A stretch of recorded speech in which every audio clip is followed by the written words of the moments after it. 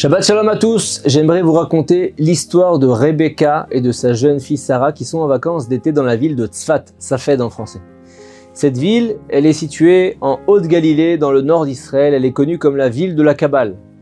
On est vendredi après-midi, veille de Shabbat, les hommes se pressent dans les bains rituels, comme le veut la coutume de se tremper au mikvé chaque veille de Shabbat. Rebecca et Sarah sont très enthousiastes à l'idée de passer leur premier Shabbat dans la ville, et quand on prononce les mots Shabbat à Tzfat, on commence tout de suite à penser à la tranquillité, la sérénité qui se dégage dans cette ville. La tranquillité de Tzfat a un pouvoir spécial qui envoûte les cœurs. Tout le monde a pu s'en rendre compte en y allant. Les prières de Shabbat dans une synagogue à Tzfat sont toujours une expérience très particulière, impossible à décrire mais remplie d'émotions. Et dans les anciennes synagogues dispersées parmi les ruelles pittoresques de la vieille ville, personne ne saura si vous êtes un invité ou si vous êtes un résident de Tzfat. Tout le monde peut entrer chez n'importe qui, n'importe où, et se sentir chez soi. L'ambiance dans les synagogues de la ville est unique, chaleureuse, solidaire, simple. Rebecca et Sarah décident d'aller prier dans l'une des synagogues de Tzanz. C'est une des plus anciennes synagogues ashkénazes de la vieille ville de Tzfat. Elle fait partie des synagogues principales de la vieille ville. Elle est composée de plusieurs salles de prière avec plusieurs offices, si bien qu'on peut trouver un minyan, donc une façon de prier, un moyen de prier, à toute heure du jour ou de la nuit. La synagogue de Tzanz a même son propre mikvé ouvert à l'usage des résidents et des personnes qui sont juste de passage. La synagogue, comme d'ailleurs le reste des synagogues de la ville, est souvent théâtre de phénomènes inhabituels que vous ne trouverez probablement dans aucune autre ville. Certains juifs qui vont à la synagogue pour la première fois épanchent leur cœur, déversent des larmes d'émotion. Et après la prière du vendredi soir et le premier repas du Shabbat, Rebecca et sa fille Sarah se réveillent tôt le lendemain matin pour aller prier Shacharit, la prière du matin, à la synagogue. Elles montent à l'étage où se trouve la Ezrat Nashim, l'emplacement réservé aux femmes.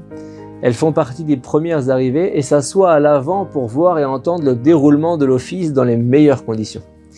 Rebecca tend un sidour, un livre de prière, à sa fille.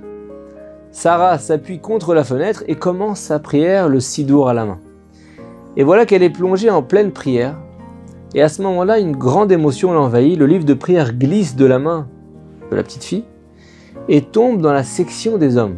Sarah est paniquée, sa maman aussi. Elles sont perturbées par ce qui vient de se passer, non seulement pour le respect dû au livre, mais surtout parce qu'elles craignent que le sidour ait touché quelqu'un.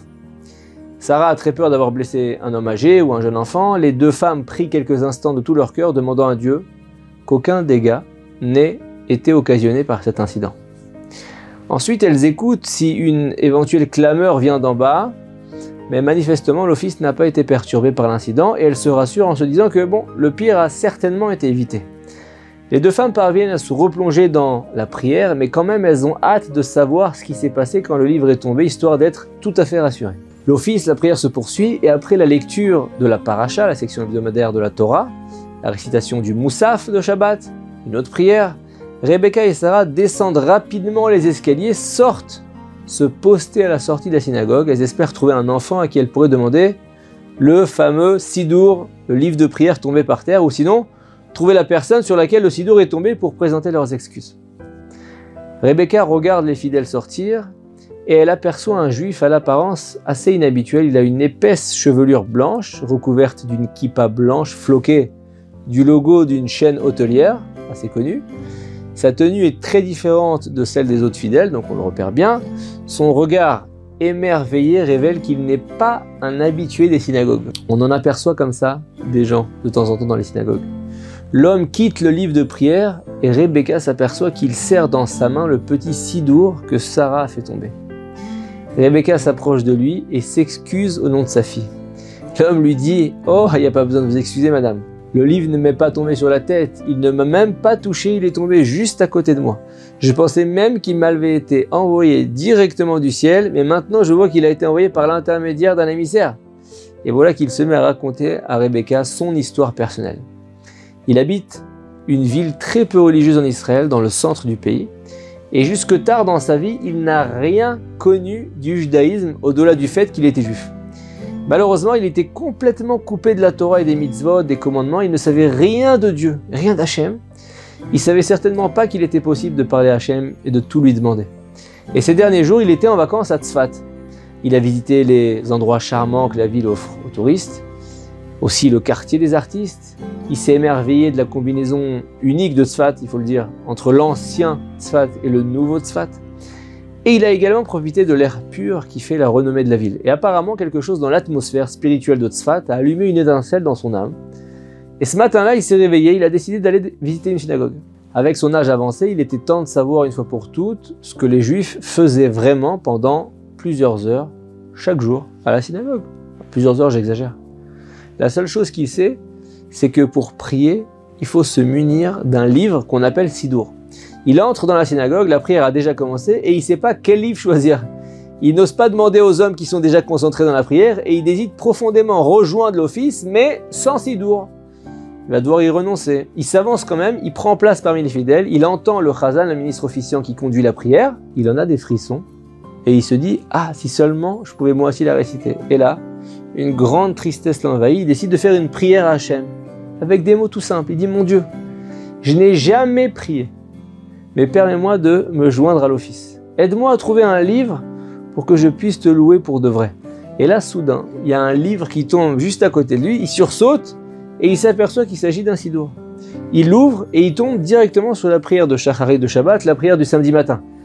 Et là, ses yeux se remplissent de larmes. Il sent qu'Hachem a écouté sa prière, qu'il désire sa prière et qu'il lui a envoyé le livre. Avec beaucoup d'émotion, il commence à prier pour la première fois de sa vie. Les yeux du vieil homme se remplissent de larmes en racontant son histoire. Et Rebecca comprend tout maintenant. Il y avait une raison profonde pour que le sidour soit tombé des mains de sa fille. Il a été envoyé à un juif qui était si loin et confus. Un juif qui désirait prier mais qui ne savait pas comment. Il se sentait perdu dans la synagogue et voilà qu'un sidour lui a été envoyé du ciel. Pour mériter l'aide du ciel, un juif doit juste faire preuve de volonté. C'est ça qu'on doit garder de cette histoire. Pas tout le folklore de l'histoire, mais juste cette idée-là. Peu importe nos capacités, nos forces, ça fait aucune différence pour Dieu. Si vraiment on veut quelque chose, le Créateur du monde nous donnera la force d'y arriver. Alors pendant les jours qui arrivent, faisons preuve de la même volonté que cet homme, quelles que soient nos demandes, nos souhaits et notre proximité actuelle avec Hachem, la volonté sincère ouvre toutes les portes. Et que ça soit le cas pour vous aussi. Amen. Shabbat Shalom.